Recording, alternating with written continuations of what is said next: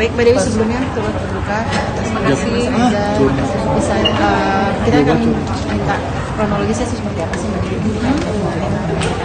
Saksinya berapa lama? Ya, jadi memang Reza sempat dirawat di rumah sakit selama 1 bulan 1 minggu karena stroke perdarahan, dan setelah dirawat cukup intensif sempat di ICU mungkin sekitar 19 hari di ICU. Setelah itu rawat inap, dan akhirnya 4 hari Reza bisa kembali ke rumah gitu ya. Tapi memang ternyata niatan saya waktu itu untuk menjalankan home care bagi Reza selama dan sebisa mungkin. Tapi ternyata ya hanya 4 hari Reza bersama kami, tapi itu sudah sesuai dengan yang Reza inginkan. Reza memang ingin berada di rumah, dikelilingi orang-orang yang dia sayang. Kami kebetulan saat itu berkumpul semuanya. Saat itu Reza kira-kira mulai drop tanda-tanda vitalnya itu sekitar jam setengah 11 pagi, dan akhirnya setengah 12 saya lihat beliau sudah menghembuskan napas terakhir. Dan karena memang saya sudah menelpon ambulans juga, jadi ambulans juga sudah dalam perjalanan.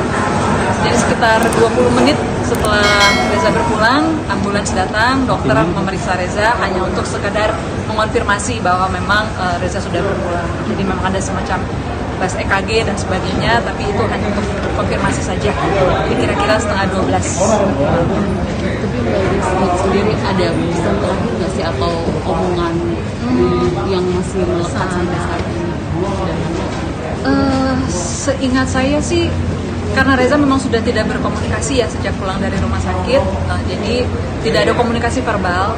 Tapi saya ingat 3 hari sebelum dia stroke, dia sempat mengatakan bahwa dia sangat bersyukur dengan banyak hal dalam hidup, karena dia merasa walaupun dengan kondisi kesehatannya dia masih bisa melakukan banyak hal, melakukan banyak kegiatan yang dia sangat sukai, sangat dia nikmati gitu. Dan dia merasa wah, ternyata dalam hidup ini banyak sekali yang harus saya syukuri gitu katanya. Jadi itu yang saya ingat banget, bahwa pesan terakhir beliau itu adalah betapa dia bersyukur atas segala macam kesempatan dan kebahagiaan yang dia bisa nikmati.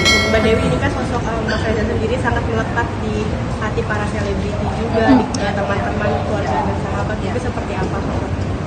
Karena Reza kan sudah cukup lama ya menjadi praktisi kesehatan holistik, otomatis rentang kliennya juga sudah sangat luas, dan banyak yang memang sudah bertahun-tahun menerima bantuan ataupun berkonsultasi dengan Reza, baik masalah fisik, baik masalah batin dan sebagainya. Jadi saya nggak heran sih, banyak sekali yang memang merasa sangat terbantu, dan juga bukan cuma hubungannya seperti klien dan terapis, tapi sudah seperti sahabat, sudah seperti keluarga gitu.